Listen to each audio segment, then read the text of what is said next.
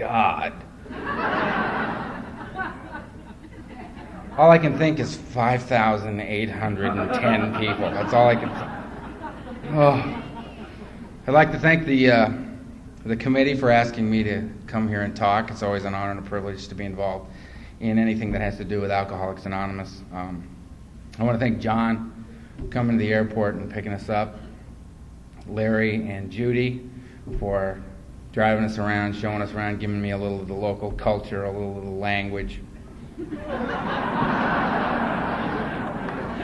We had a little lunch, had the walleye.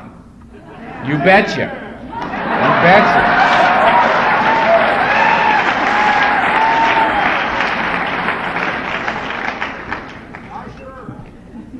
They said there was some other thing they told me had the word oofta in it, but I have no idea what that means. I'm not going to take a shot at that. Anyway, geez, I got the number right up here. I'm turning that over. It's weird, man. It's weird to be up here looking at it. I'm on TV. You know, what the hell is that? You're sitting in your room watching the meeting. How you doing?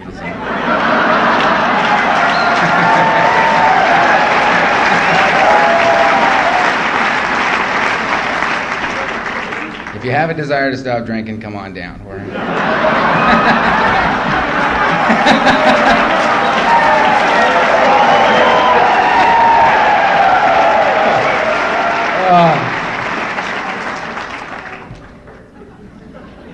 Oh, man.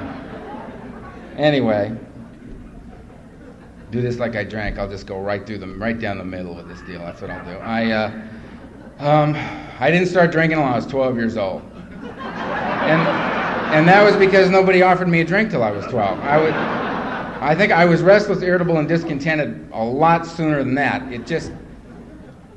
I'd been shipped off to boarding school. What happened was that they'd done a bunch of tests. I took a bunch of tests. It turned out that I had this real high IQ. I don't anymore, but I did. Made short order of that. But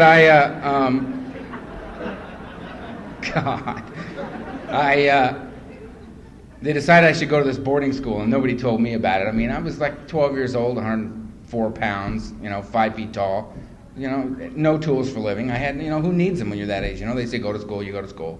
They ask you questions, you answer them, you go home, play with a dog. They say eat, you eat, study, you study, go to bed, get up. I mean, it was pretty easy, you know what I mean? You just listen and it happens. And we got in the car one day and we drove off to this school and drove and we all got there and I got out of the car and my father got out of the car and he put a suitcase down next to me and he said, this will make a man out of you, and shook my hand. Everybody got in the car and drove off. Flipped me out. I had no idea what was going on, why this was happening. The fact was I was being given an opportunity for a wonderful education. The feeling was that I'd just been thrown away and I had no idea why. I knew I was the problem, and all I remember feeling was complete terror. That's all I felt. Not unlike tonight. It was.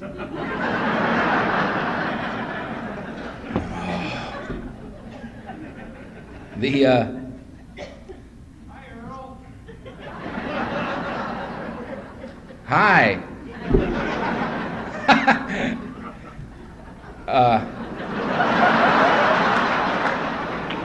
Sometimes quickly, sometimes slowly.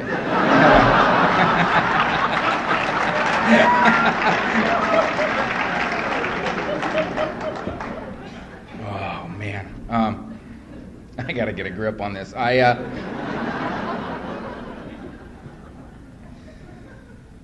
I went out to school and no tools for living, and I'm walking around trying not to make eye contact with anybody. Turns out I'm the youngest and the smallest kid of 250 young boys from all over the world. They scoured the earth to find 250 of the most disturbed young men they could find. They put them in this campus, and we were all just trying to find our way. And I was the little guy, and I met Tiny. Every high school's got a guy named Tiny, and he met me. I didn't meet him. And he came up and he said, "How you doing, punk?" And he slapped me in the back of the head, sent my books flying. And I had this out-of-body experience. You know, where you watch yourself doing something and while your head's going, no, it's a very bad idea. And I walked up and I hit him as hard as I could and then just stood there. And he looked down at me and he said, "You got a lot of guts, kid." And then he beat the crap out of me right on the spot. And I remember as I'm taking this beating, I'm thinking, this is going pretty good. This is not bad. Because he had said to me, "You got a lot of guts." Now, the fact was that I was absolutely terrified of this guy. And by hitting him, I'd masked the fear. My first tool for living, violence works. If you don't want people to know how frightened you are, attack them. And so I did. And word spread across the campus, in like 30 minutes, watch out for this little Hightower kid. He's a maniac. He attacked Tiny. So now I got a reputation that's got absolutely nothing to do with who I am or how I'm feeling or what's going on with me in my life at all. It's just the hole's getting deeper as far as I can tell. But that brought the cool guys around. They thought, we got to hook up with this little Hightower guy. So they came over and they said, "You want to smoke a joint?" And I said, "Well, yeah." And I had absolutely no idea what they were talking about. I had no idea what they were talking about. All I heard was, "Do you want to come with us?" And the answer was, "Yeah, I want to come with you. It doesn't matter where you're going or what you're doing or who you are or anything, man. I've just been launched out into the universe by myself and I got to hook up." They could have said, "Listen, we're going to go kill the Spanish teacher. Do you want to come?" And I'd have said, "Yeah, let's go. I'm taking French. I'll go kill the Spanish teacher."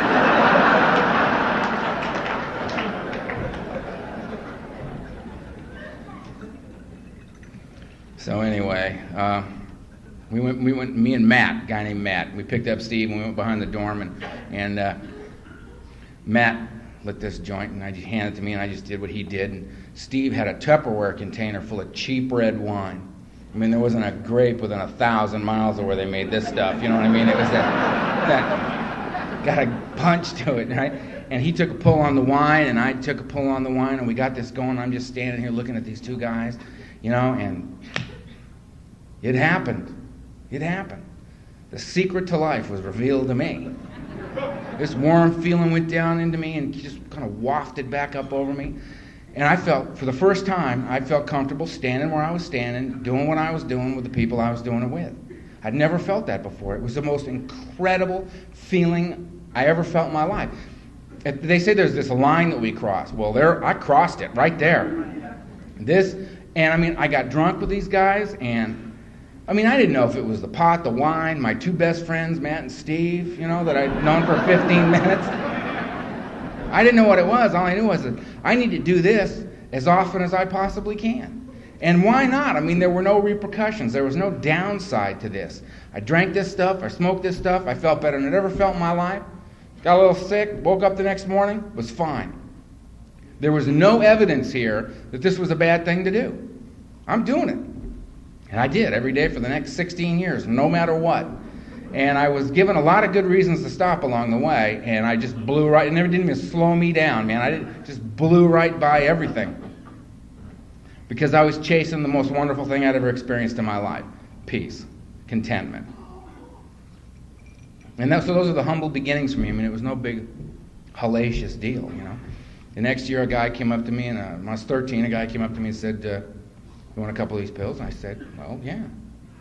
And took them, drinking beer with the guys. About 20 minutes later, I was laying on the floor, and I was very comfortable down there. I was, I got to ask what those were, so ask for them by name, you know what I mean? And I talk about drugs in my story briefly, and the reason that I do is because I'm a child of the 60s. That's what we were focused on. Our parents were the alcoholics, and we weren't going to live our life. We were going to carve out a whole new way to kill ourselves, you know what I mean? We weren't going to drink ourselves to death like our parents, Fact is, the truth of the matter is for me that whatever was on that table would come and go and come and go. There was only one thing from the beginning that was always on that table, no matter what else was going on, and it was booze. There was always a bottle on the table. Everything else would come and go. And I think the explanation for that is very simple as far as I'm concerned, and that is that booze is reliable and drugs are not. Booze is reliable. You go to your dealer and get your cocaine. When was the last time the cocaine connection said to you, you know what, it's not really that good tonight. Come back tomorrow, we'll have something a little better for you. Never happened. Never happened. You go get yourself, you don't know what you got. You get that LSD, you don't know what you got, the pot, the pills, whatever. You have no idea what you got. You find out what you've got once it's in you, and it's too late to make any more decisions about it. That's it. You go get yourself a quart of Jack Daniels, you know what you got. You go get yourself the fifth of gin, you know what you got. It's reliable. You can count on it. You do so much cocaine, you can't get your mouth open anymore. You get that fifth of Jack Daniels out and suck a little Jack down between your teeth, you'll be all right. You can shake that off and go right back to the party. Not enough heroin to get you through the night? Don't worry about it. Quart of gin will get you there. That heart and lungs working, nothing else going on. That lovely, dark, quiet place where everything is just fine. So anyway, it was pills, and then it was 14 with psychedelics. I took some psychedelics. A girl said to me, would you like to take some acid? And I said, well, yeah. No idea. I was on a 10-hour pass in the school. She was the older woman, 15 and a half. Bad girl. I was really impressed with her. And she spun this, took this lipstick tube and spun it up, and there was a little tiny pill on the end of it, and I just took it off and popped it in my mouth. Chased it down with some alcohol. She said, did you take that whole thing? I said, well, yeah, it was a little tiny thing. I'm used to these horse caps, that was 3 hits of white lightning. I went, wow, a little identification out there. It was like an O that was like the wave. It just kind of went that way down. It was, let's just say the next 2 days were real interesting. Oh man, we went to the market, the supermarket. We decided we were going to be married people. So we're married people, and we got a shopping cart, and we're tripping down the aisle at the market. And I looked at her and I said, do we have children? She said, yes, we do. And I said, well, then we're going to need these diapers right here. That's about where I blacked out. I don't remember much about that. I do, to this day, though, going to the supermarket takes a real commitment on my part. You know what I mean?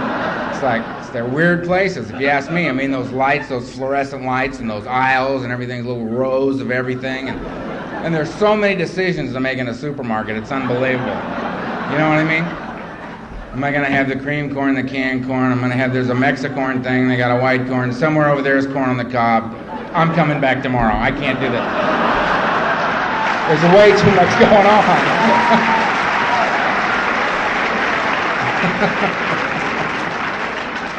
I mean, you've seen the abandoned cart in the supermarkets, right? I identify with that guy, I just give that knowing nod every time I see one. I go, yeah, I know.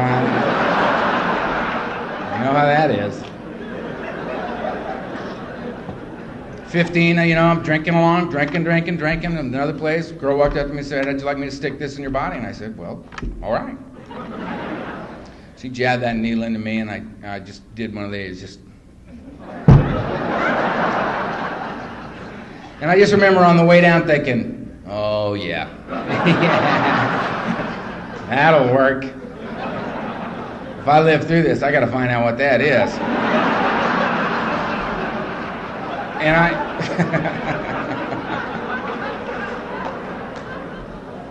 man, I dropped out of high school about then. I got to speed up and get sober. I mean, I was flailing around out there going crazy. I dropped out of high school. My father came back into my life, said, you've obviously gone insane, committed me to my first mental institution. They took me for 3 months of observation and a year of rehabilitation, and I'm shuffling around this hospital, 3 cups of pills a day and a little shot if you act it out, so every day all we did was sit around figuring out a new way to act out so we could get the shot, you know what I mean? We're just shuffling around in the hospital, and they were coming into my little room with no doorknob, you know what I mean, and sitting there with me. I'm sitting there in my little outfit with no pants, with no belt and no shoelaces. They're like, amazing. The place was amazing. They come in and say, how are you feeling? Now what I know, I've been wasted since I was 12 years old, you know what I mean? You're the doctor, do something. God. And I was in there for a few weeks, and I used to have all my meals with this girl named Kilday. Kilday was the person who made a conscious decision to go nuts. and was really animated. So she was lots of fun at every meal. Every meal was like dinner on a show, you know what I mean? You sat until they just spazzed at the table, you know, and it was kind of broke up the monotony. And I decided I was going to escape. They got them here. They got the exit signs. They were green in the place I was in, those little lit up exit signs. And I noticed it went in. I thought, that's it. That's all I want to do. I want to exit. It just boiled it down to one word for me. And I decided to bust out of this joint. I've been in there for weeks, just shuffling around the halls. And I'm sitting at the table with Kildane. She's just spazzing about something. And I said, all right, I'm going to go. Ready? Ready? Go!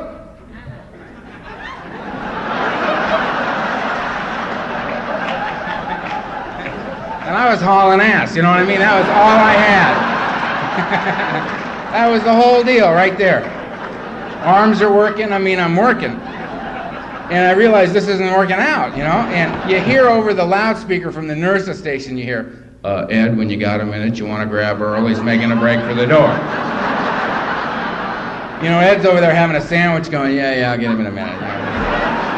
I'm working away, going to the door. Tools for living. At that point in my life, my tools for living are drugs, alcohol, violence, and run. And now I realize if you're going to get thrown in the nut house, you got to get out before they get the Thorazine in you, because if you don't, you leave when they say.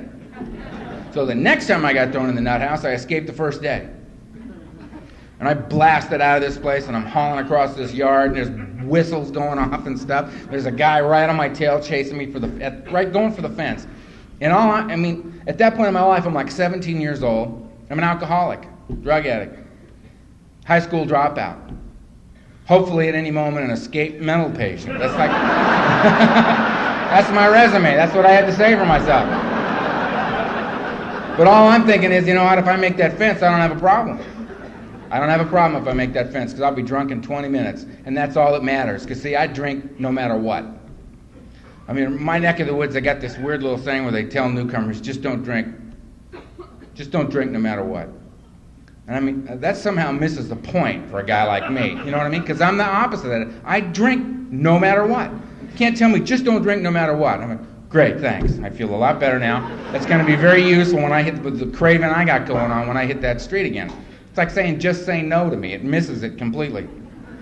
I'm the flip side of that deal. And I hit the streets. I spent 3 years out there doing crazy things. Because I was real clear of purpose. I got to get drunk. I got to stay loaded no matter what's going on, no matter what, and I'll do whatever's necessary. And slowly but surely, any morals I had, any ethics I had, any lines that I had drawn that I said I would not cross, I crossed. All of them. When I was 20 years old, they diagnosed me to have, I was living up in Northern California. I'd gotten into college. It's a long story. I'd become a drug dealer, and I was living in Northern California. I was going to business college, and I was studying marketing and production and distribution, and I was applying it to my business. College was great. And they diagnosed me to have malignant cancer, and they flew me back to LA and did major surgery on my back and told me I was going to die and told my parents to get ready for the worst. And I just remember thinking, they don't even know who they're talking to. And I just said, fine, whatever. They did the surgery, and they put me in the nuclear medicine thing. They're hitting me with that radioactive stuff, and I hated it. You know what I mean? I wasn't getting a buzz off this at all. So I quit. I just said, I'm not doing this anymore. And I went back to my house, and I got loaded the way I get loaded, which at that point was nuts. And I beat the cancer thing. That was 22 years ago. And I'm thoroughly convinced at this point in my life that at that point I was using so heavily that cancer could not live in my body.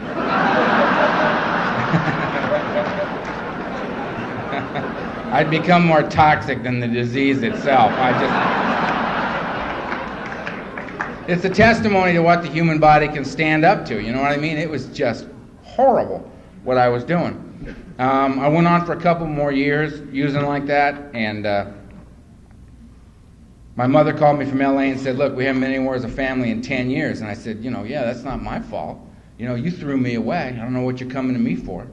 When I look back on that and I put myself back to when I was like that, I can feel the resentment and the anger and the hurt and the judgment that was all mine towards them. And the fact was is that I'd gotten an early acceptance to go to law school. And the truth of my life was is that my father was my hero. He was my father was a mean son of a bitch. That's what he was. But I loved him. I didn't know that till I was sober, but I loved him. And he was an attorney. And ever since I'd left that house when I was 12 years old, I was trying to become something that I thought he'd respect. He was an attorney. I was going to law school. I was going to become his equal. That way he'd have to respect me and take me back into the family. All this stuff spinning around in my head that had nothing to do with reality. And my mother got on the phone and said, we haven't been here as a family in 10 years, started crying, said, look, your birthday's coming. Go anywhere you want to go. Let's just go as a family. I said, fine. So I flew back to L.A. And on my 22nd birthday, we took off to fly to Guadalajara, and on the way there, the plane crashed. And my mother, my father, my little sister were all killed, and I wasn't. And I woke up on a mountain in Mexico, and my back was broken in 3 places. My skull was fractured. I was paralyzed from the waist down. I had a lot of internal injury. The only thing I could move was my right arm. And I was awake. And I laid there and I watched them all bleed to death right in front of me. And I pretty much quit the game right there. I mean, my life had been kind of like a Hollywood set anyway. I'd always been afraid of you. I didn't understand you. I'd always been the guy who walked into a room and my insides never could match up to your outsides. And I was always the odd man out, and I never felt like I belonged or fit in. And everything I had going on in my life was just a facade that I could put up to say, look, I'm doing these things so that you'd let me go on drinking and using the way I was. And I remember just laying on that mountain watching that and thinking, I quit. I had no interest in a God that would keep a lying, cheating, thieving, dope fiend alcoholic like me on the planet and take somebody like my little sister who was just a very kind, creative, artistic, gentle human being. And I quit. And then a few hours later, some guys came up to the plane side and they scavenged the wreck and took my wallet out of my pocket and took the money out of my wallet, laid my wallet back down and left me up on the mountain to die. I had no more use for you anymore either. I was out of it. I had no interest in a God, and I had no interest in anything you had to say or do. I was out of the game. And I was so angry, I just kept banging myself in the side with my arm. It hurt so much because my back was broken, and the pain kept me up out of the shock. And I stayed alive till I got me out. Some other guys came up eventually, and they took me down to a medical station, and then they tagged my toe and waited for me to die. And I didn't. So they finally took me to a hospital, and I stayed there for a few days. They wouldn't give me anything for pain. They had federales in my room. They were interrogating me. And eventually they plastered me from the neck down and threw me on a plane and shipped me back to the States. And I got back here a very angry young alcoholic. I was 22 years old. I'd been drinking and using hammer and tong for 10 years already, to the exclusion of everything else in my life. They put me on Demerol, maximum doses of Demerol every 3 hours around the clock for weeks. And I finally got a guy came in and made me a brace, and I got a cane, and they told me I'd have a withered left hand, and I'd probably be blind in my left eye, and I might not walk again. And a few weeks later, I hobbled on out of there with my cane and my brace, and weighing 128 pounds, and strung out on Demerol, and out of my mind. And I got a lot of money from the plane crash and from the insurance on the plane, and I went on my last run, and it lasted for 4.5 years. And it was a run. It was a run. I drew sober breaths on 4 different occasions during that 4.5 years. They were 72 hours each, and I was strapped to a table for all 72 hours. That was the only way you could keep me from drinking, was to strap me to a table. And I'd lay there kicking like a dog, reintroducing myself to God and saying, you know what I mean, if you get me through this alive and sane, I'll never, ever, ever, ever drink again. I can't take it anymore. I just beat myself to death. And I'd make it, and as I'd leave, they'd say to me, now you be a good boy and don't drink. And I'd say, no, ma'am, I'm kicked. And I'd be drunk that night. Because I don't know for me, this isn't about stopping. It's about not starting again. I've stopped 1,000 times. 1,000 times. But I didn't know how to not start again. I didn't know I knew I was an alcoholic. I knew I was a drug addict. I knew that. But I didn't have any idea what that meant. I had no idea what was going on there, the forces within me that were driving me to take that next drink.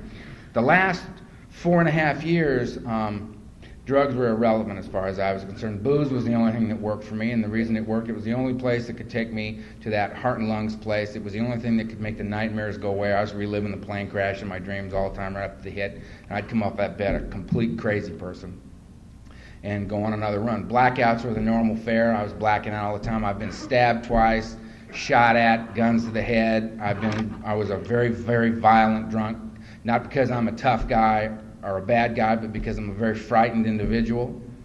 That's all. That's all that is.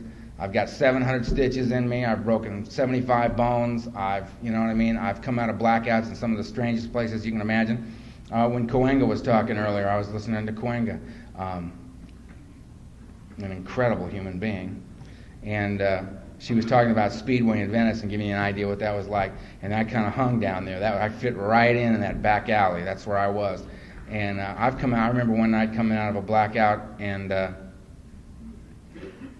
4 cops standing there, all 4 of them very interested in me, you know. And when you have a blackout, you know what I mean, when you've had thousands of them, you know what I mean, you just bang, you know, you're back, you know, and there's 4 cops, and I have no idea what we're talking about, you know, but I've done it enough times to know. Just keep your hands where they can see them and nod. You know, just keep nodding, and eventually somebody will tell you why we're here, you know. I mean, the only alternative is to say, "Excuse me, officers, I just got here." It's this little trick I do. I'm here, I'm not here, I'm here, I'm not here.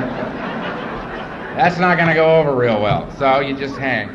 I've come to in different cities. I mean, I've done all that stuff. I mean, it's just war story after war story after war story. I mean, everybody's got them. I got them. And I burned it to the ground. Came out of my last blackout. We were being evicted because I'd attempted to murder the landlord. I have no memory of it at all. No, I remember the guy, but I don't remember trying to kill him. I guess that's not necessary. I remember that. I'm sure he does, you know. And I was bright yellow. I'd had 2 doctors independent of one another tell me that if I didn't stop drinking, I was going to die. Too many direct hits, plane crash, cancer, just all the violence. I was 28 years old. I was 215 pounds. I was yellow. I had hair out like this and a beard out like this. Both my hands were broken. I was psychotic. And I don't use the term loosely. I couldn't distinguish between fantasy or reality. I'd come to and I'd think of something and I didn't know, did I do that? Did I think that? Did somebody tell me that? Did I dream it? Did I read it? Did I see it in a movie? I don't know. I didn't know. It was just all this insane blur that was just going by and it was the speed of it was just increasing. You know, and we were winding it up. And I knew I was dying. And I didn't want to. I didn't know how to live. I never really had. I didn't want to die. It was the only thing left to do. And I just threw up these 2 busted paws and I said, "Help." And this woman took me to an emergency room and they pumped my stomach one more time. And they just laughed at me. I was a pathetic drunk. And they said, "Get him out of here, he's going to die." And they took me by ambulance to another facility. They kept me 5 days and I got worse. And they said, "Get him out of here." And they took me down to Long Beach and put me under the care of a woman by the name of Dr. Vicki Fox, who was a piece of work. I mean, we had 42 guys in an old Air Force barracks, 21 down one side and 21 down the other, and they pull sheets between our beds at night and sleep about an hour a night, maybe. And we all kicked in there. And guys throwing seizures, and this guy over here is introducing you to Mr. Lobster, you know what I mean? And you're looking for him, you know. Where is he?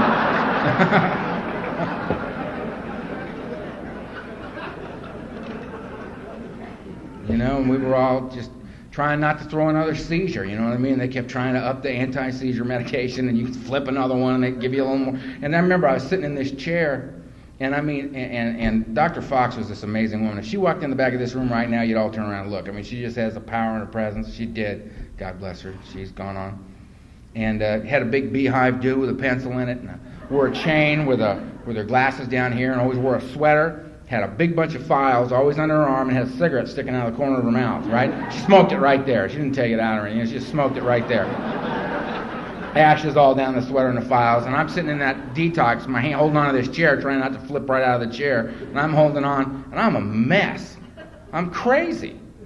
I don't know how to do what I'm here to do. I don't know how to do what I know they're going to ask me to do, which is not drink. Don't know how. And I'm sitting there, and she came blasting in the room, we all just froze, right? And out of those 42 guys, she looked over at me. She looked at me, she walked up to me, which, I stopped breathing right there, and she put her hand down, and she put her hand on my cheek, and she said, "Baby, you really do need to be here." And turned around and walked out. And I just sat there and just went, yeah, I do. And that was like the first direction I took in my whole life. It was like, basically, she's like a dog, man. She just said, "Stay." And I just went, sat right down, man. Okay. And they said go left, and I went left because I was a broken man. I was a broken man. And I stayed in there for another 12 days of detox and then 30 days with the rehab on a free bed because I didn't have a dime left. If I'd have had another $100,000, I'd have been dead. And I came out of that hospital and I knew one thing. I knew nothing about living. I knew nothing about people. I knew nothing about being in the world at all. What I knew was you drink, you die. That's it. That's what I knew. When I got, and through a series of real weird, God-shot kind of circumstances, I ended up in a meeting of Alcoholics Anonymous. Sitting in the back with my arms folded, with my best tough guy look on my face, don't come near me, wondering what the hell was going on. I did not come here because I wanted what you had. I had no idea what you had. I had no idea what was going on. I just knew I couldn't live with what I had anymore, and they'd said Alcoholics Anonymous was where people like me got sober and stayed that way. And I had no reason to doubt him, so I came, and I sat in the back. Oh, man. Out of my mind. I mean, it's a testimony to the human skull, how much pressure can stay in there. You know what I mean? When you're a new guy in AA, you know what I mean? It should be, you just be up here speaking around every once in a while, a newcomer's head just explode back there. Hit the ground, and they got a special cleanup committee that just runs over and cleans that up. All the new guys that the sponsors have got up in the front are going, "What the hell was that? What the hell was that?" Shut up! The speaker's up there. You could be next. I mean, just back there, my head screaming at me. What am I doing here? Because I was the master of noticing the differences between me and you. I didn't notice the similarities. As far as I was concerned, there were none. You know what I mean? If you're a woman, you don't know about me. You come up doing something else that I've never understood, frankly.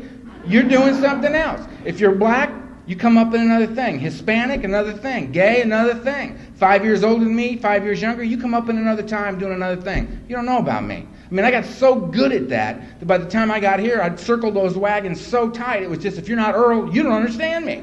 I spot the difference between you and me like that, man. And now I don't have to, if I can see the difference, I don't have to listen to you. I don't have to listen to you. And I sat in the back of that meeting, and an old guy got up. Old dog, 65 years old probably. Those of you older, God bless you. It was just the way I was looking at it at the time, okay? Got to be very careful up here. And he got up and he said his name, which I don't remember. And he said he'd been a Skid Row bum, a wino, and an ex-boxer. I just threw up my hands. None of those things. What the hell am I doing here? Boxer. Carry a gun. Get a gun. Boxer. Yeah, I'm 10-0. You're 10-1, pal. Wino. I didn't drink wine unless there was nothing else to drink.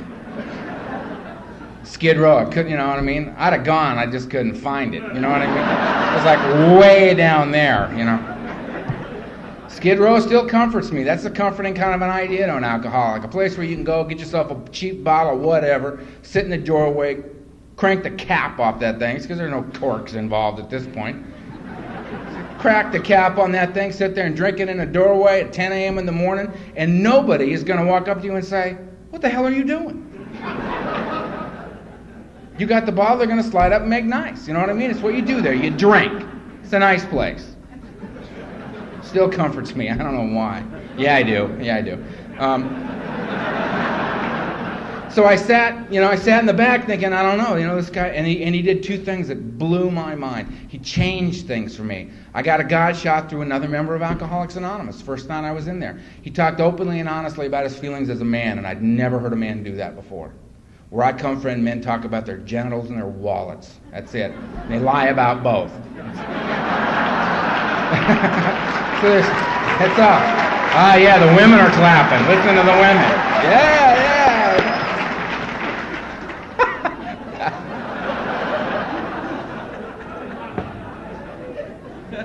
And this guy talked about his feelings. He talked about getting up in the morning and feeling like he wasn't enough, he wasn't worthy, he didn't know how to do things right, he's always been a loser, he was always going to be a loser. Head just chewing on him, right? As he took a shower, suited up, went to work, worked all day, went and got something to eat, went to a meeting of Alcoholics Anonymous to be of service to the newcomers that were coming in the doors. There's a novel idea, huh? He was doing that. Then he would go home, get in bed, thank God for another day, successful sobriety, pull the covers up to his head and go to sleep. No wreckage. With that kind of a head working, no wreckage. I thought that was amazing. Amazing that could happen. Because there was no evidence of a life like that in my life. None. And then he said, and it was like, how you sit in a meeting, the guy's talking right at you? It was like it was just boring into my head. And he said, and you know what? If you don't like what I got, I could care less whether you like what I got to say or not. I loved that. Cliff knows what I mean. I love that. He said, you don't like what I got? Go to another meeting. I thought, this is good. I'm coming back here.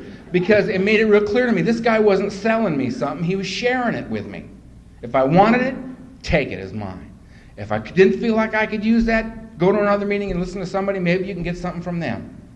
And I thought, this is cool, I'm coming back. And I left that meeting with something I came in here without. When I got here, my family was dead. I had no friends, I had no place to live, I had no money, I had a box of clothes, I was dying of alcoholism, and I was out of my mind. And worst of all, I was hopeless. I had no hope. I had no hope of it ever being anything different because I had tried, I was the boy wonder, and I had tried everything that I could do, and nothing worked. Nothing worked. And here I was sitting in the back of a meeting of Alcoholics Anonymous, a completely destroyed human being, and I was hopeless.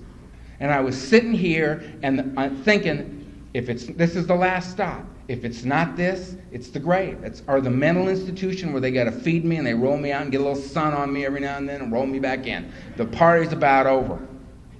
And that guy gave me hope. So that little pilot light that was still flickering inside me sparked a little bit. And I said, I'm going to come back. And I waited a week, and one more week of insanity was no big deal to a guy like me. And I came back to that same meeting, and I sat in that same seat in the back row. Oh, and in that first meeting, I remember sitting there, and I got the first, hi, I'm so-and-so, I'm an alcoholic, from another human being.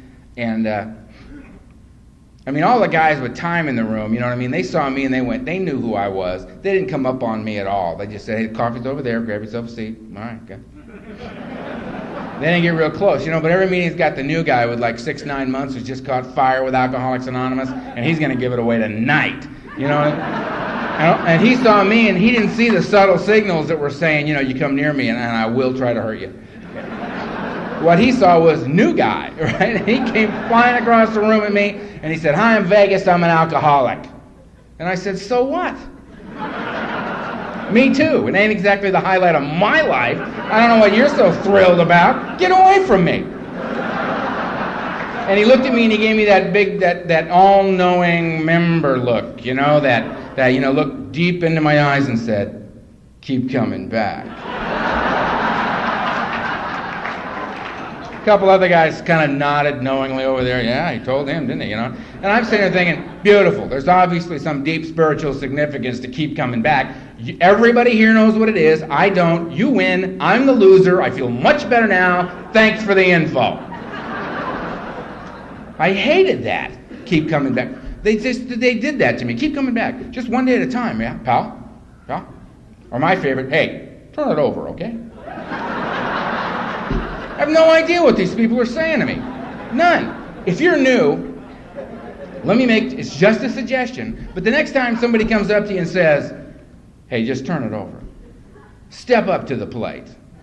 Say, excuse me, I don't understand the deep spiritual significance of turn it over. Would you mind expanding on that a little bit for me so I can get a better grasp of what's going on here? Well, from my neck of the woods, if they're honest, about 70% of them say, I don't know what the hell it means. You know what I mean? You know, they've been saying it to me since I got here, so I'm just saying it to you, you know. There's a guy over there that reads the big book, Alcoholics Anonymous. Why don't we go ask him? Maybe he knows.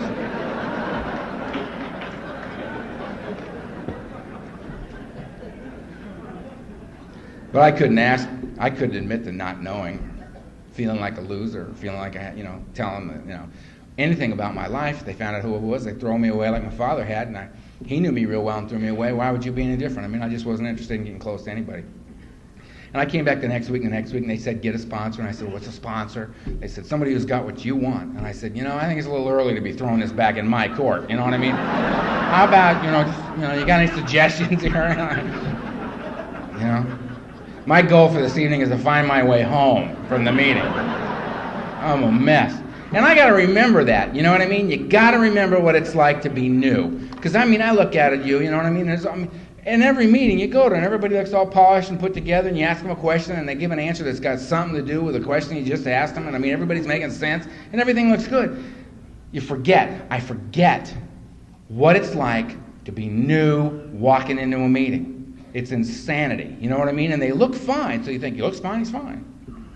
And I do that with guys that I sponsor. I'll find that this guy Al's talking. Every time Al opens his mouth, it's just pearls of wisdom flying out of this guy's mouth. It's a beautiful thing. I sit there and soak it up. It's unbelievable.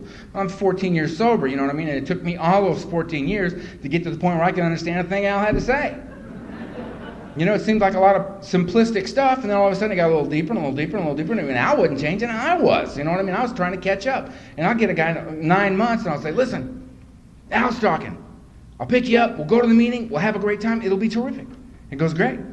So I go and I pick up the guy with 9 months, and we get in the car and we go to the meeting, we sit down in the front of the meeting, and Al's talking, and he's just doing it, man. It's an amazing, it's there, we're there, God is in the room, it is happening tonight, right? And I'm sitting there thinking, isn't this great? Isn't this great? Well, only 9 months of sobriety, he gets to sit here and hear this beautiful stuff coming out of Al's mouth, right? What I got to remember is, he is not having the same meeting I am. That's a different meeting going on there. And I got to remember that. I got to remember.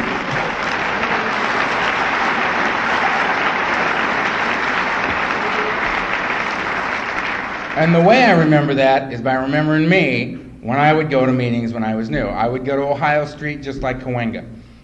And I can remember pulling up to that, oh man, nuts. Pulling up to Ohio Street and walking across the street, parking across the street and walking across the street, those double doors, and walking in those double doors and thinking, okay, I'm at the meeting, it's good, I'm at the meeting, I'm in the room, there's people walking around, hi, how you doing, hi, hi, I'm fine. Yeah? I gotta get a seat, there's a seat, I gotta get a seat. How am I gonna remember where my seat is? Put the keys on the seat. They say, put the keys on the seat, I'll put the keys on the seat. There's a guy with a red coat. I'll sit next to the guy with the red coat, I can find the guy with the red coat, I can find my seat. It's good, I got it.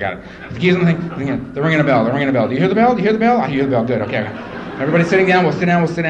There's a guy up, he's talking, he's reading. He's rarely seen something. He's rarely seen, I don't know. What did he rarely saw? I don't know.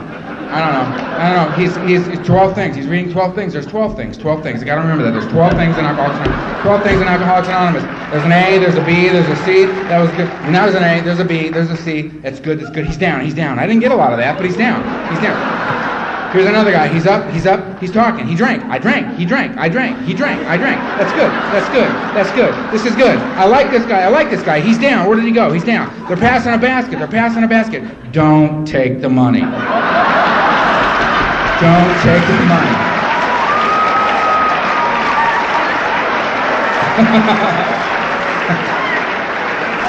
Don't take the money.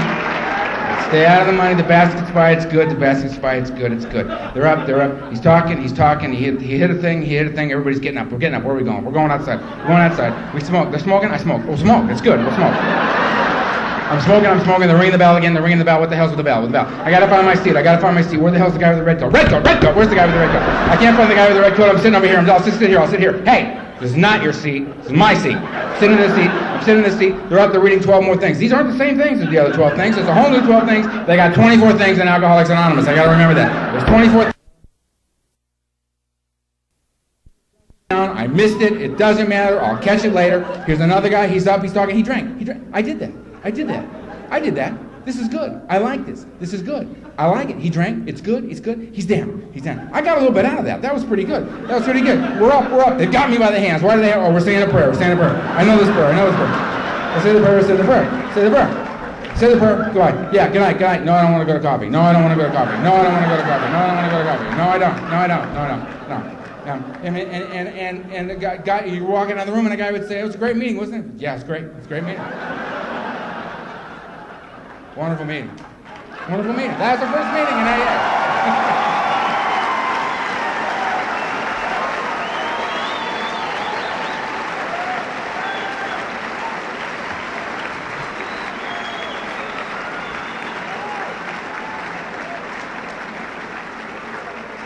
So I got to remember when I take this guy with 9 months to a meeting, so when I say to him, "Wasn't that a great meeting?" He goes, "Yeah, it was great." I mean, I know what he did. He got through a meeting of Alcoholics Anonymous. He didn't jump up and say, "I can't do this," and run out of the room.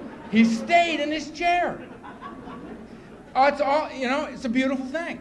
I mean, I have more respect for a 30-day chip than any other event in Alcoholics Anonymous. That's an individual living in a state of grace.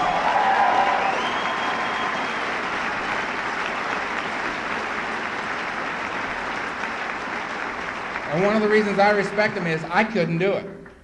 I'm not one of the guys that came in here and thought, "Hey, I need to be up there." I'm not one of those guys. I didn't open my mouth in Alcoholics Anonymous for 2.5 years. I never took a chip. I didn't take a cake till I was 3 years sober. I didn't share in a meeting until I was 2.5, and the only reason I did was because my sponsor said, "Do it or you'll drink." He knew not to complicate it. He knew not to get real involved in the explanation as to why I should open my mouth. He would always just say to me, "Do it or drink." I mean, he knew what he was doing. My sponsor was a guy named Donald M. The only sponsor I ever had up until for 13 years and 9 months till the day he died last year.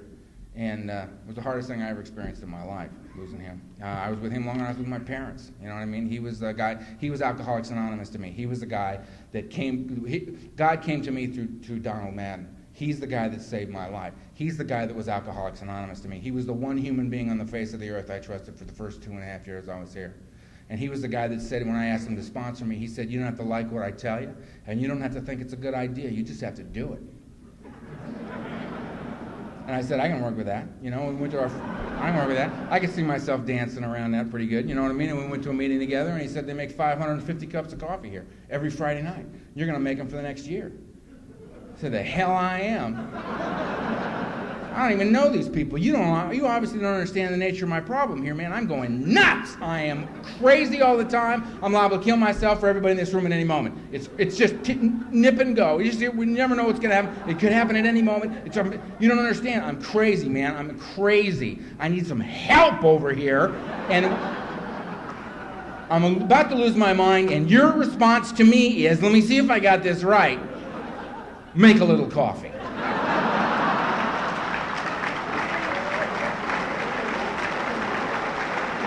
You obviously don't understand the nature, you don't understand how severe this is, what we're dealing with. And I mean, and he just looked at me, he was an unbelievable man. And he could have said to me, "Listen, Earl, you're one of the most self-centered, frightened human beings I've ever met in my life. You've never thought about anybody but yourself your entire life. And that's one of the gifts we're going to give you here. There are a lot of the spiritual principles of Alcoholics Anonymous are afloat in these rooms. And we don't give you the job to make the coffee because you're the new guy, you're the grunt. We give it to you because you need it more than anybody else. What we're going to give you is one of the greatest gifts of Alcoholics Anonymous. You're going to get to manifest one of the greatest spiritual principles afoot here. You're going to get to be of service. You're going to get out of self. You're going to get out of self. You're going to think about them and their miserable coffee for 4.5 hours every Friday night, and you're not going to be thinking about you. That's going to take you out of self, and when you come back to you, your perspective will be a little broader, your eyes will be a little clearer, and you'll have a better idea of what's really going on here, because at the moment you got none. He could have said that to me, and I'd have gone, "Excuse me?" So he said, "Do it or drink." I understood that. I said, all right. So I made the coffee, and I felt better every Friday night. It was like 6 months before I put it together. Coffee, better, coffee, better. I didn't, you know what I mean? It was just all spinning around in my head. I remember standing in the back of Ohio Street with 2.5 years of sobriety. Donald was the secretary. I was doing the cleanup. Another guy he sponsored was the greeter. Another guy was the treasurer. We had this meeting going, right? And it was on Saturday night. And we were in the room, and I was standing in the back of the room, and I was one more time just caving in on myself. I was just going in. I'm miserable, I'm never going to make it, I can't make it, I can't do this is crazy, this is awful, I can't do it. I don't know how these people do it, I must be different than them because I can't do it, it's over, I can't, I hate this, I hate this, I hate this. Just going in, right? And the main speaker was just up at the podium talking away. Donald got up, and he walked up to the podium and interrupted the speaker. Unbeknownst to me, I'm just back there caving in. And everybody's wondering what the hell's going on, and the speaker steps aside, and Donald steps up to the microphone, and he goes, "Earl!" And I'm in the back of the room, and I just kind of like, "Gah!" What? And he looked, and he goes, "We're having a meeting." Right. Okay, thank you. I'm with you again. Good. I'm having a meeting. We're having a meeting. And then stepped aside, and the speaker just went back on about what he's doing, you know. And I'd never talked to anybody in AA, you know what I mean? So the guy, you know, the people go, "Who the hell's Earl? What the hell's going on?" I think he's that lost guy back in the back there. And I sat in meetings and I learned a lot. I mean, the first time I ever in my mouth was in the Wednesday night candlelight meeting of the Tri-God group in Culver City. And I sat in the meeting and the circle came around and I was sitting there, I was bobbing like a parrot because my stomach muscles were contracting. I was so frightened and I was just sitting in there. And I picked that meeting to do it because he told me to do it. And I picked that meeting. There's a guy here tonight from there I hadn't seen in 12 years. And I saw him yesterday. He's out here, Bob. And I picked it because it was candlelight, and I didn't think anybody'd be able to see me. And the first thing I ever said in Alcoholics Anonymous was, "Hi, my name's Earl, an alcoholic. I got a place to live, and I got a job, and things are going pretty good, thanks." Big breakthrough for a guy like me. It's a big moment. I left that meeting thinking, I did it. You know what I mean? It'll never be any worse than that. It was a few times, but... And I stayed. And I was going to 7 to 9 meetings a week, and I was calling my sponsor every day. And I was not, when they'd ask me to pick up a newcomer, I'd pick up a newcomer. I wasn't a very nice person. I mean, I'd pick up, you know, Ed with 5 days on the corner of, you know, wherever. And he'd get in the car, and I'd have like, you know, 2 years, and I'd be driving, you know, my little wreck. You know, I'm driving my wreck to the meeting. And Ed'd go, "Hi, how you doing? You know, I got 6 days, you know what I mean? I got a job, things are going pretty well with Dad, you know." And I'd just like, "Shut up, Ed." I hate Ed. Ed's got 6 days and he's already better at this than I am. I hate this guy. Oh.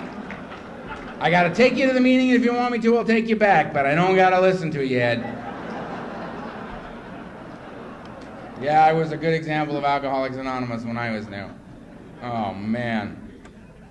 And I stayed and I did all the things I said to do, and I got 5 years, and I was taking out 2 panels every month, and I was speaking when I was asked to speak, and I had several commitments, and still with the 7 and 9 meetings a week, and calling my sponsor every day, and I'm actually sponsoring a few guys. I mean, and I'm in it, man, and I'm doing everything I know how to do, and I got a job, my job turned into a real good job, and a real good job turned into a career, and you know, my ducks were getting lined up pretty good out here, and I was going nuts. And I got 6.5 years of sobriety, and I was nuts. And I went to an old-timer, and I said, "What's the rub, man? I don't get it." And I ran down my stuff I'm doing, and he looked at me and said, "Earl, we saw you come into Alcoholics Anonymous, and we suggest you get a program. If you don't, you're probably going to die. Go away." I said, "Hey, excuse me. I got a program, 7 to 9 meetings a week, calling the sponsor, going to the meetings, doing the commitments, doing the panels, I'm doing the speaking, sponsoring the guys. What do you mean?" He goes, "Earl, it's the fellowship. Lovely thing, vital to your recovery, glad you got it. But the program that's found in the big book of Alcoholics Anonymous, I suggest you read it, because if you don't, you're going to die. Go away." All right, old bastard, fine. If you're new, man, watch these people with the time, you know what I mean? Because they don't play. You know what I mean? They just come right up to you, bang, hit you with the truth right between the eyes and keep moving. They are not interested in as Earl sees it, you know what I mean? Just fill in your own name, they don't care, you know what I mean? It's just, there was a guy who wouldn't even say goodnight to me at meetings until I had 10 years. I mean, I loved the guy, it was a blast. I mean, a friend of mine, you know, every night we'd say, "Good night, Mike." And Mike would be walking away, and he'd turn around and think of somebody he knew was saying good night to him, and he'd turn around and he'd go, and he'd walk away. We weren't even worth saying good night to. Oh, man, we love that guy. I love that guy. He was the guy that straightened me out on the 4-step. I was sitting in a meeting of step study, and they were talking about the 4-step, and I'm sitting there going, I have no, beats me. First guy said, well, the 4-step to me is and I thought, well, that's pretty good. Wish I had a pen and some paper. I'd write that down. Next guy stared, well, the 4-step to me is It's a completely different thing. And, oh, man, there's 2 ways to do this, Third guy, third way, fourth guy, fourth way. I'm sinking into a deep depression. It's getting way too involved. All of a sudden, this big old paw goes up in the back. Same guy, Mike R. The guy's nodding up here. Mike R. And he holds up the big book of alcoholics. He says, Mike Alcoholic! Has anybody in here read this? And they talked about the 4-step. And I just remember sitting there thinking, thank you, thank you, thank you, thank you. It was only years later I was able to walk up to him and say, you saved me one night, you saved me. And there's so many people that have saved me night after night after night as I sat there quietly losing my mind, as I sat there watching the hope slip away, watching the dreams slip away, watching my life slip away with them. I knew it because I'm the guy that swore on a mountain in Mexico I'd never love another human being as long as I lived, and I would never, ever tell anybody who I am. There's no way you're going to love me. I'm out of the game. I'm not playing. I'll be in this Alcoholics Anonymous thing, but I'm here because I don't want to drink and I don't want to die. But I'm not interested in getting to know you. I'm not interested in loving you. I don't want to care about you because caring about you hurts too much. I can't do it. And it's not based on, it's not based on some irrational fear. It's based on my experience, man. I can't do it. And you robbed me of all those ideas. When I wasn't looking, you picked my pocket. When I wasn't looking, you robbed me of my anger. When I wasn't looking, you were chipping away at my fear. You were easing these things off of me as you gave me a way to live. You told me it was about staying sober, and that's all Alcoholics Anonymous was about. And I always believed that. I heard people, right from the beginning, I knew this is about staying sober. People would say Alcoholics Anonymous is love. Alcoholics Anonymous is forgiveness. Alcoholics Anonymous is acceptance. They would say all these things, and I was thinking, it's about staying sober. Now, if a guy like me is going to stay sober, I'm going to have to engage in certain activities. The steps are a pretty good example of those activities. And if I'm going to do that stuff, if I do that, as it's written in the big book of Alcoholics Anonymous, I'm going to bump into a lot of love, and I'm going to bump into a lot of forgiveness, and a lot of hope, and a lot of faith, and all those things that they told me. It's about staying sober, but if I'm going to stay sober, I got to run into all this other stuff. It all comes under staying sober for me. I got to be clear of purpose. So when Mike said read the book, that's what me and a buddy of mine did. We got the book and we read through it. And that's what we found out right up there. Recovery, unity, and service. It's right in the books. That's that symbol, that's that triangle that we used to have with the circle around it, It's on bumpers and jewelry and all kinds of stuff now. Ancient spiritual symbol. Stands for mind, body, and spirit brought together as a whole human being. And that's the balance that I was seeking and had never had, drunk or sober. Alcoholics Anonymous adopted the symbol, means the same thing. The unity is the body. I got to bring it here. I got to be with you because I can't get sober, but we can. Recovery is of the mind. I got to work the steps as they're outlined in the big book of Alcoholics Anonymous to recover mentally the greater aspect of my disease, to relieve me of the obsession to drink again. It says in the book that the persistence of this illusion, this belief in a lie that I can drink like the normal individual is astonishing. That many of us pursue it to the gates of insanity and death. I've been there. Don't want to go back. So I work the steps. Step 1 is, what's the problem? Lack of power is my dilemma. Lack of power. I'm powerless over this thing. It may be normal in every other area. Maybe. I'm not, but you may be. But that's my problem. I drink, the whole thing unravels. And I reintroduce the physical phenomenon of craving, and I've lost the power to choose. Can I believe that lack of power is my problem? Yes. Well, what's the solution to that? A power greater than me, step 2, that could restore me to sanity, soundness of mind, relieve me of the obsession to drink. I think that's the biggest deal in the whole book, that could happen to a guy like me. They said, well, knowing that's not going to do anything for you, Earl, because you can know that down at the bar. You better make a decision to do something about it because this is a program of action. So I got down on my knees. I said the third step prayer, I turn my will and my life over to the care of God. Oh, that's what you turn over. I didn't know that. And I got up and embarked upon a plan of action that was going to bring the solution in step 2 about in my life.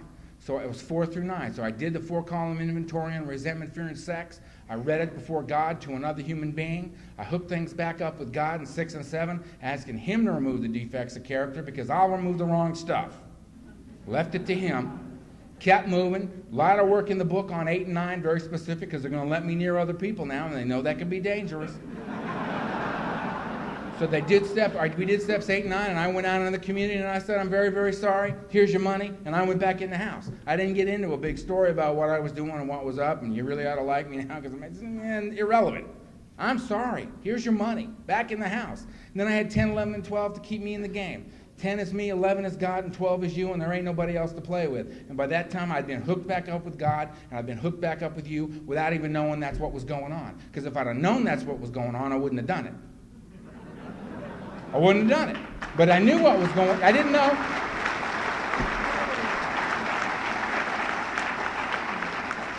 All this stuff was getting pushed out of the way between me and you and me and God that I had put there. And it was clearing the path again for me to connect with you and me to connect with God. And 10, they said, listen, Earl, let's review. Before we let you out there trying to act like you got something to give to another alcoholic, let's review this. 10 is you got to keep your side of the street clean. That's what you got to focus on. When you're wrong, you need to promptly admit it because we know you'll wait till August. And you'll fester with resentment, and it's a mess, and we don't want to get anywhere near that. So just keep your side of the street clean. 11 is, Earl, you need to seek God. That's your relationship with God. The action's on you. You seek God. You don't stand there waiting for God to come to you. You start working. How do you seek God? Through prayer and meditation. What do you pray for? Knowledge of His will for you and the power to carry that out. Why do you meditate? So to quiet the mind so that when the answers come, I can hear them. And the third side of the triangle is that unity is this, recovery, this, service, this. It's the spiritual aspect of the program. 12 step, having had a spiritual awakening is the result of the steps. That was the whole point. It's why I was there. Now what I need to do is I need to practice these principles in all my affairs and carry the message to the alcoholic who still suffers. That's what I need to do. But I can't give away something I haven't done, so I got to do the work so that when the guy walks in the room with the tombstones in his eyes, look at that scared dog on the freeway look on his face, and says, I feel like using. Do you know how to stay sober? I can look him right in the eye and say, yeah, they taught me how to do that here. I'd be happy to show you. Not because I'm a good guy, but because I want to stay sober. That's why. I work with guys I don't like at all. I want nothing they got. Nothing. Whining, suffering. Perfect for me. I want the sick ones. I love the sick ones. I don't have to ask for them either. I talk, here they come. He's crazy. He'll get it. And they come at me. And I sponsor a whole lot of guys. And it's great because when it hits the fan for me and I'm crazy, I know what to do because you told me, because I watched you do it. I get crazy, I get on the phone. You know how you doing? Great? Wrong guy. Click. Britton, how you doing? Pretty good? Good to see you. Click. Cliff, how are you? Crazy, huh? Talk to me. And it works. 20 minutes later, I don't know whether Cliff feels any better or not, but I sure as hell do, because I got out of Earl. It's not easy being me. This has been a tough job the whole way. It's been a crazy, crazy life. Fact of the matter is that I did the work in the book, and it changed my life in a fundamental way. I had a spiritual awakening as a result of being a member of Alcoholics Anonymous and working the 12 steps as outlined in the book. My life's been different since then. I'm 14 years sober now. I'm loving and being loved. I believe in a loving God that cares deeply for me. I've got things in my life that I knew I could never, ever have. I have wonderful friends. I care deeply about the things that I do in my life. You know what I mean? I mean, it's just exploded in every area. You know what I mean? I'm an incredibly wealthy guy. I'm not talking about money. I'm not talking about the stuff. out here. I'm talking about that I'm pretty comfortable standing where I'm standing and doing what I'm doing with the people I'm doing it with. And I haven't had a drink or anything else in my body all day long. It's an incredible experience to be a sober member of Alcoholics Anonymous and to get the buzz that is available living a spiritual life and doing the best I can. I mean, I screw up all the time. I screw it up all the time. But that way I know I'm in the game. If I'm getting it right all day long, every day, I'm not out there in it, man. I mean, you got to get out there and mix it up and grab at life and try this. And I have failed my way to success in several areas of my life. And I got a lot of problems, you know what I mean? I got a lot of problems in different areas of my life. But the fact of the matter is, I got problems in areas where I didn't even used to have areas. You know what I mean? It's looking up.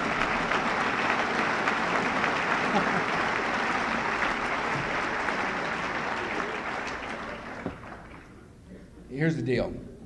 I'm a dead man. I'm a hopeless dope fiend alcoholic, and I'm a dead man. There's no way I can be on the planet. There's no way I can be living a rich and happy life. There's no way that I can care enough about people so that when they pass on, I have to grieve. There's no way I can deal with those feelings when they come. There's absolutely no way I can get on an airplane and fly to Minneapolis, Minnesota, so that I can terrify myself getting up in front of 5,410 people, 5,810 people, so that I can then get back on another plane and fly through the sky. I mean, it doesn't terrify me. That terrifies me beyond words. It's not, and it's based on my experience. I've crashed. It scares me to death. I'll get on a plane for one reason. This. Alcoholics Anonymous. Because I got a life now. And I got you, and I can walk into a room, and I can get up and do the things I knew I could never do. You know what I mean? And I can attempt to be of service in my small way. And if one person got a boost out of this, it was all worth it. It's all worth it. That a friend of mine came with me on the trip, and we've had a great time. We've met new people. We've driven around in your city. We've eaten your food. We've talked with you. We've shared stories. And more than anything else, we've shared experience, strength, and hope with each other. See, there's a lot of paths to God out there. There's a lot of them. And I've read about a lot of them, which is all you can do with a lot of them. I mean, I've read The Mustard Seed and the Tibetan Book of the Dead and The Way of the Peaceful Warrior and the Sermon on the Mount. I've read all this stuff. Beautiful stuff. Valuable, righteous stuff. Paths to God. Out of self, move towards God. Beautiful, beautiful stuff. But this is where it's at for me. And if you be a drunk, this is where it's at, man, because this is about one alcoholic gets down in the dirt with another alcoholic, both of them dead people. And they share their experience, strength, and hope and rise up out of a seemingly hopeless state of mind and body. I know about that place. I know that I'm sitting in a room with 5,810 dead people sitting upright looking at me. That's who we are.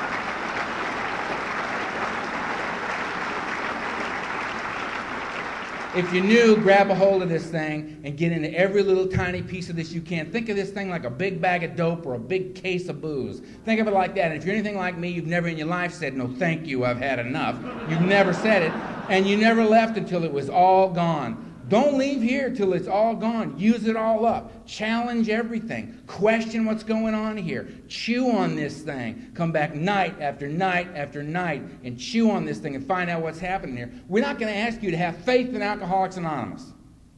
You can't have faith in something you have no experience with whatsoever.